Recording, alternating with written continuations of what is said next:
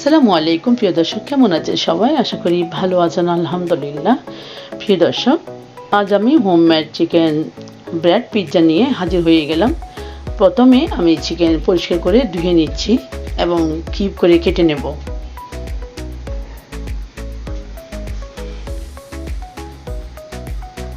ছোট ছোট করে আমি চিকেন কেটে নিয়েছি। ফ্রাই প্যানে দিয়ে দিলাম এবং সাথে পেঁয়াজ, জিরা, লবণ সব দিয়ে কষিয়ে নিচ্ছি, একটু ভাজা ভাজা করে নিচ্ছি। এখন দিচ্ছি রসুন কুচি, কাঁচামরিচ কুচি, ব্রেডের সাইডের অংশটা আমি কেটে নিয়েছি কিউব করে, সবগুলি ভাজা করে নিচ্ছি। এবং এখানে দেখতে পাচ্ছেন 2টি ডিম, সামান্য লবণ দিয়ে একটু মিক্স করে নিয়ে দিলাম। মেয়োনিজ,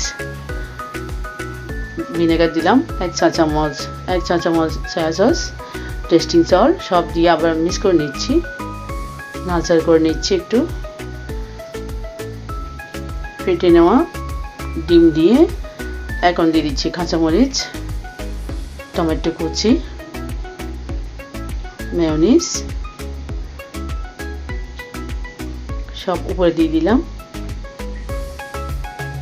টমেটো সস দিয়ে ঢেকে দমে রেখে এটা পিৎজাটা রান্না করে নিয়েছি।